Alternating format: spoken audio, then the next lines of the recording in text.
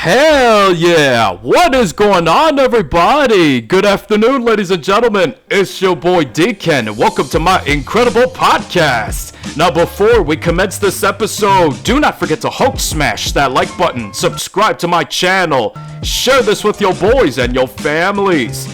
Follow me on Instagram, smash that bell notification button, and of course, as always, enjoy! Now let's get started. Our top story for today shall be splitting the bill on the first date. Now this is based on the video made by Bethenny titled Splitting the Bill on the First Date. Date him or ditch him? Now for those of you that do not know who this hostess is, I shall give you some history about her. Bethenny Frankel is a well-known TV personality who owns two shows, simply titled Bethenny and Bethenny Ever After. She was also one of the main casts of The Real Housewives of New York City. She's also about to be 51 this upcoming November. Now, you could probably guess as to why I am saying that. And don't worry, we are going to play what Coach Greg Adams likes to call the prime and decline game. Don't worry, we'll play that game very soon. Also, this was the same female that got divorce scraped in court by her ex-husband, Jason Hoppy. Now, I promise you, we're going to get to that subject later. But for now, let's advance to the primary video. And this is where one of Bethenny's audience members comes to the front and center and shares her experience of her recent date with a guy that she was interested in at first. Let's roll the clip. So I met this guy online. We had our first date at a wine bar. Okay. I really liked him. Tall, dark, handsome, totally my type. Okay, so far I like what I'm hearing, and notice that she said that this date took place in a wine bar, which is a good thing. One drink is all you need because you want to see what the other person is like. And this is something that strong, successful male teaches on his channel. He said this countless times. If you're going to meet up with a chick, one drink and one drink only. That's it. Now, let's say that the so-called date is going very well, above average. The two of you are connecting effortlessly. There's magic between you two. There's a spark in there. Let's say the interaction goes up to that level. Then perhaps it's okay for you two to order appetizers. But don't go that far if there's no chemistry between you two. Anyways, let's see how her date went. Let's continue. We had a good conversation. The bill comes. It's $20. A glass of wine each. Okay. And he wanted to split it. $10 each.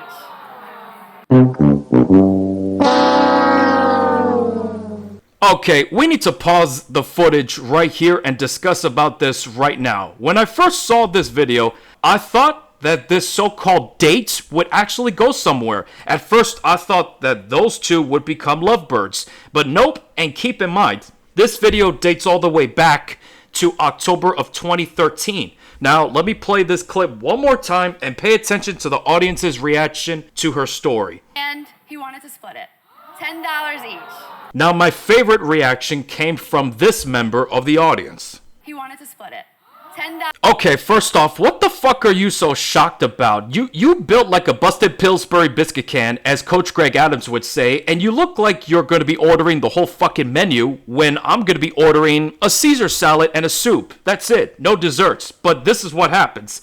This is what happens when these females get a strong dose of reality. Eventually, they realize that they have to put something to the table. And you bet your butt that I'm going to call you out on your bullshit. You bet your butt that I'm going to make you pay for your shit. You want to order the whole fucking menu? Here's what's going to happen. I will get up from the table, head straight to the bathroom, wait for a few minutes, sneak out of the bathroom, head straight to my waiter or waitress, pay for everything I ordered with a 20% tip minimum, and just walk out, and I would leave her with the long-ass bill that she created. That's what I would do if I was in that situation. Anyways, let's proceed. There is no way in the world I'm splitting $20. I don't even do that with my son. I make him bring his own money to Target. There's no way. Now, ladies and gentlemen, let me introduce you to the wildebeest of the fucking conversation. Honestly, I don't know who the fuck this is supposed to be, but I would never go anywhere near this creature because for her to say that she would not split $20, it makes me wonder, who in the fuck would marry this creature and have a child with someone like her? Just look at this wildebeest, okay? She is most certainly not a fucking 10, and neither is the other female here. You look like you're built like a humpback whale, and you look like the type that scares men away with that look on your face. And you look like the type of female that does not take decent care of yourself physically. So from my perspective, I would never go out of my way to go out with someone like you, okay? Matter of fact, I would never go out with any of these females in the audience. Every single one of them do not even strike me as appealing at all. Most of them look like they've surpassed their expiration dates. These females are a combination of obese, worn-out cougars, gold diggers with no shame. Like, the list is already bad enough. So with that said, let's continue on. Normally when I go out on a date, I'll usually always reach for my purse because it's a test. And so I got my wallet out and I said, do you want to split it? And he said, yeah, let's split it. Okay, since y'all females want to test us, as men, we're going to test you. We're also going to be paying attention to everything that you say. But more importantly, we're going to pay attention to everything that you do. In my personal opinion, if she doesn't start asking questions about me or takes in some sort of an interest in me, that is a deal breaker for me. That tells me that she only cares about her own interests and she doesn't care about you. Under my personal standards, that's a deal breaker for me. Think of it this way. If she doesn't have your back and if she doesn't care about you, discard her. Throw her away and replace her with another female. That's my rationale behind the situation. Let's continue. Okay, I know. Yourself up. You set yourself up. No. You should have grabbed your bag and my lip gloss, pay the bill. Okay. Again, her so-called test means nothing to me. Like I said, if she chooses to not put anything to the table, if she chooses not to bring the peace leaf to the table, then that tells you everything you need to know about her. She doesn't care about you, and guess what? As men, we're going to adopt that exact same mindset towards these females. If they don't want to bring anything to the table, if they don't want to give me anything in return, and if they expect us to pay every single bill that comes my way, discard her. Like, she lost her right to spend any more time with me. Now, thank God that this so-called date did not go that far because it was only one drink and that's it. I'm glad to see that it did not go any further than one glass of wine. I mean, $10 for a glass of wine is not that bad. Moving on. As men have this problem because you guys have an a la carte attitude towards equality. Sometimes you want us to hold the door, and then sometimes you want us to pay the bill. No, we want you to hold the door and to pay the bill. And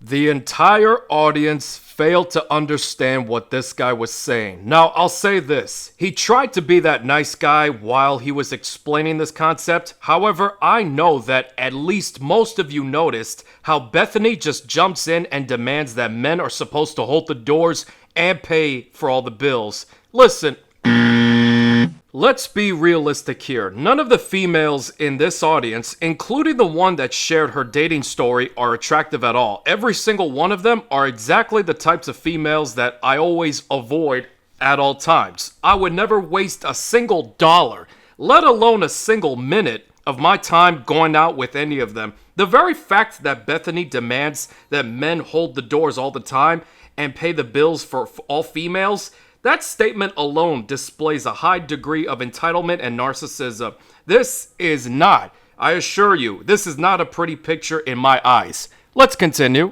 You know what? It's the little things that count, and if you can't even take care of 20, you damn sure can't take up a mortgage. Think of it this way. Yes, it's the little things that count. If I'm gonna take the time to go out with a female to a wine bar and the bill comes out as $20, which in my opinion is not that much, even though I am capable of handling the whole bill, if she chooses not to do anything at all, if she will not bring anything to the table, that tells you everything you need to know about her. She doesn't care about you. She only cares about her own interests. So with that said, let me keep this very simple. If you cannot take care of the 20, you damn sure cannot contribute to a single thing at all. Right there, automatic disqualification. So this concludes the first clip. Now let's move on to the next clip, which I think shall be the cherry on top for this episode. Now this one's titled Bethenny Frankel Talks About 4-year divorce. Along with this clip, I'm also going to present to you an article titled Inside Bethenny Frankel and Jason Hoppy's tumultuous custody battle over her daughter Bern. This article goes into detail about her divorce with Jason Hoppy and the custody battle that they were having that involved their child. But first, let's start with the clip. Let's roll it. I think things are coming to a head. I feel like the end is near. I mean, and this has been a very big surprise, and I never would have expected that it would have gone 1/10 of how far it's gone. So, judging by what we're hearing so far, it sounds like the divorce case was leaning more towards Jason's favor versus on her favor. Here's how it works. Usually, when a divorced couple goes to court together, the judge rules in the female's favor, not the other way around.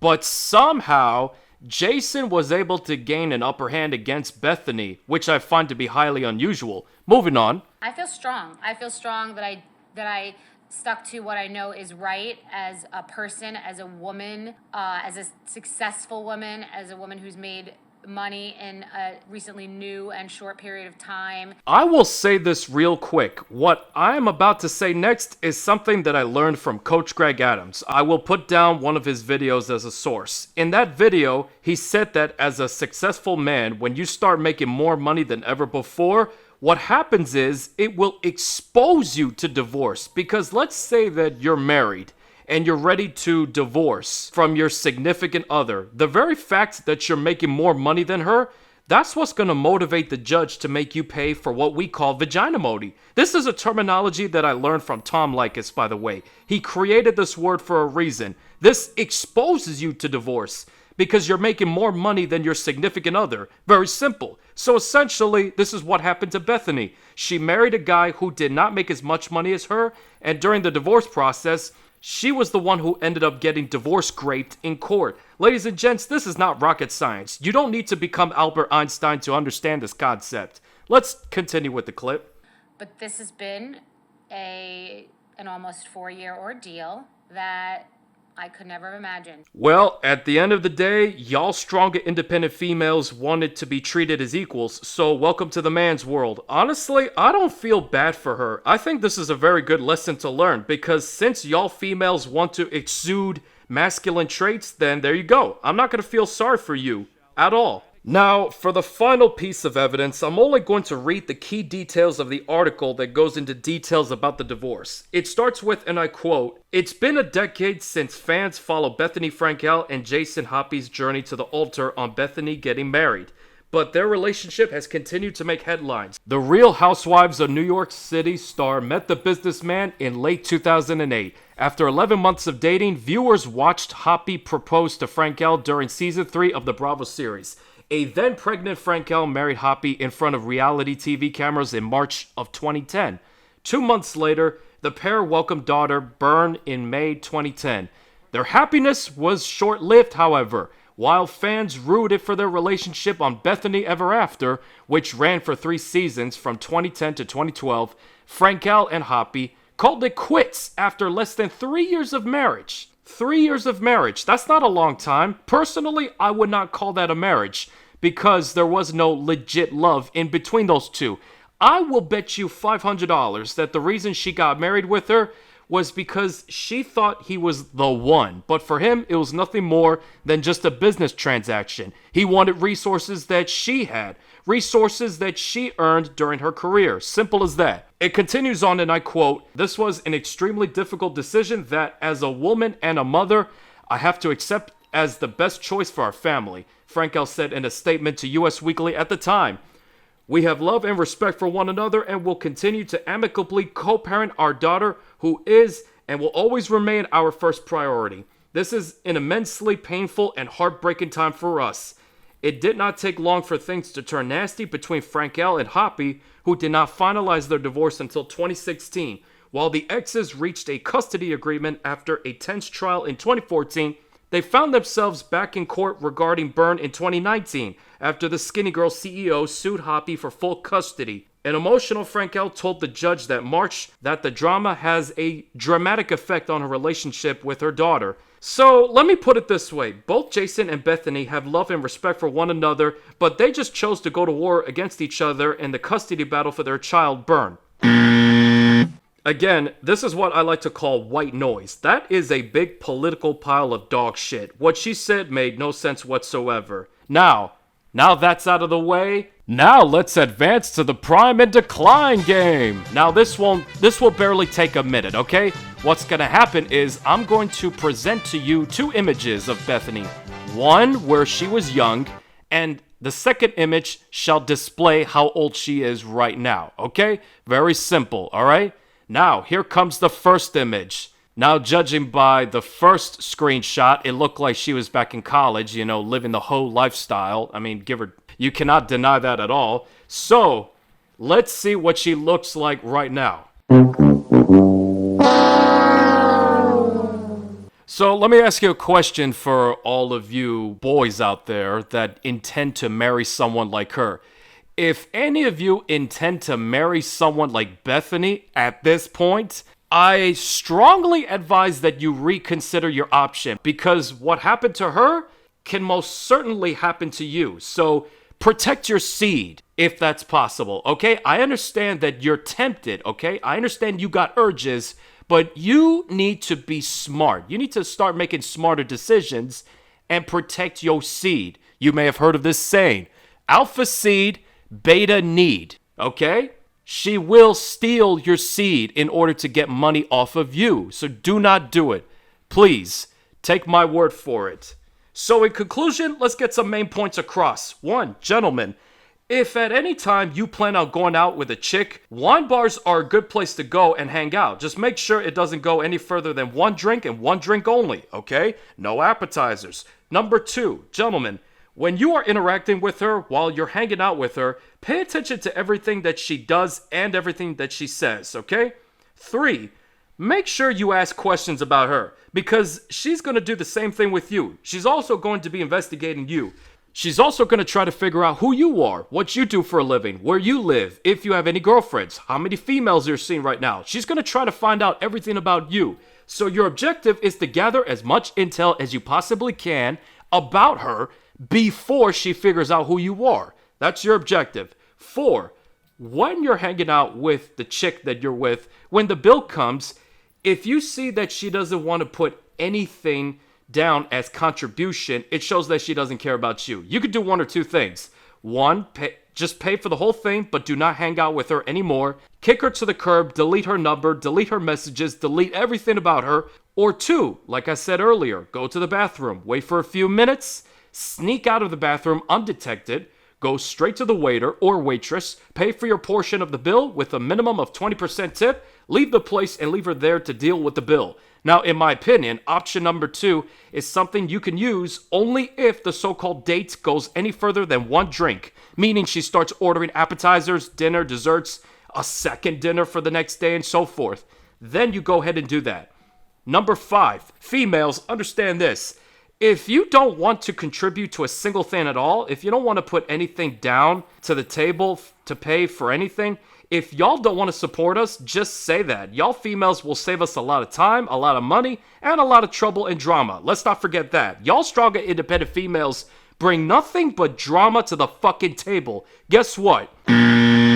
You are dismissed, you are hereby discharged from your duties, and we want nothing to do with you. As strong and powerful men, we can handle ourselves. We're the ones that built the world that you're in right now, and you have no fucking right to treat us like second-class citizens. End of fucking story. So with all that said, this concludes this episode of my incredible podcast. So thank you very much for watching.